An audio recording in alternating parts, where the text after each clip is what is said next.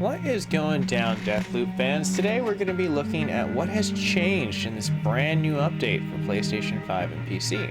My name's Mac, you're at the MacGyver7 channel, and today we're going to be dissecting the brand new update that rolls across your console and or PC shore. If you're newer to the network, hit the subscription button, get excited, and let's go ahead and get into the news. As you can see over here, this is their very first update that they're going to be pushing through for everything.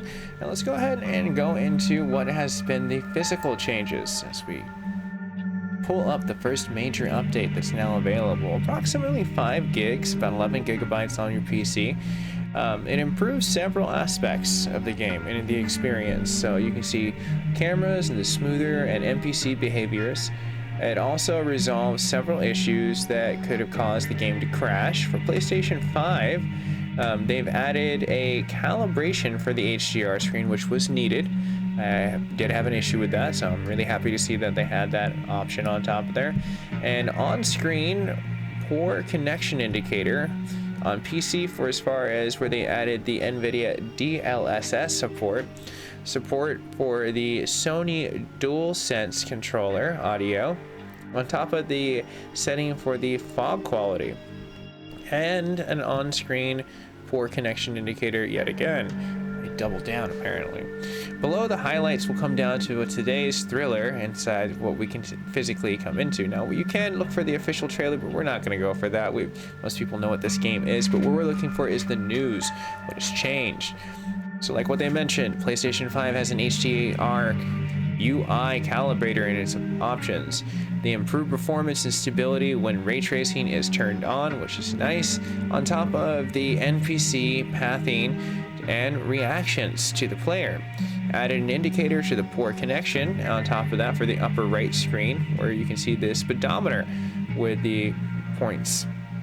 The improved content of PlayStation 5 activities, the game help system, vibrations on the DualSense controller, the improved audio and the mix and the quality of that, laser mines, turrets, fireworks behaving for both Colt and Juliana players, unlocks the issue of Oops and the Death Day Suit trophy, the issues that could cause Colt and the progression to reset even if the player chose no on the confirmation.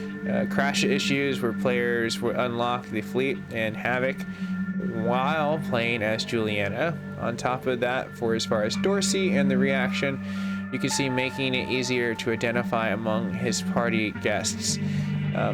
Issues that came down with the causing assassination glitch sometimes while playing as a Juliana's actions no longer directly unlock trophies for Colt, and then for as far as the players will no longer hear the radio conversation meant for only Colt.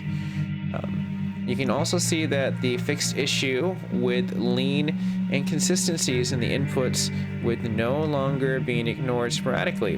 And that's for our PlayStation 5.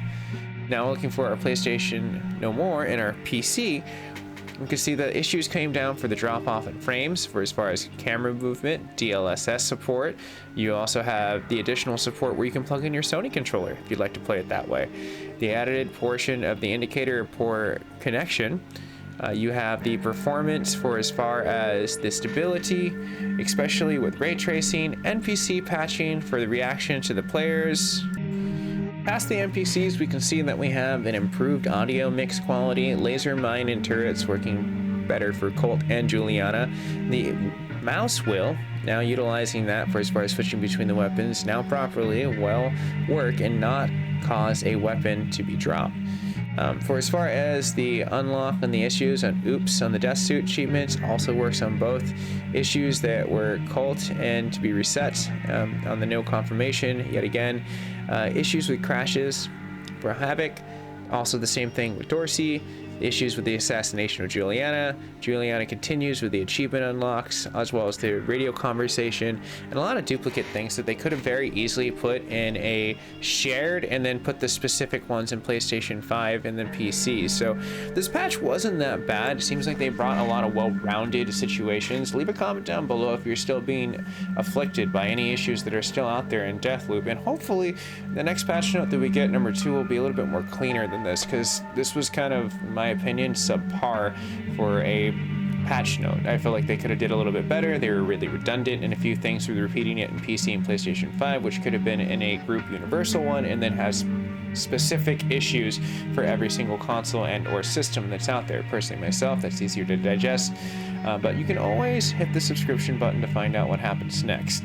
It's absolutely free, helps me as a creator, and you'll be getting the cutting edge patch notes that roll out from my channel every single time, as long as you accompany it with that notification bell. So hit a like, share this to your friends, and I'll see you guys and gals in the near future. Look forward to all your comments down below, and have a very nice day. Stay safe, stay classy, and I'll see you there.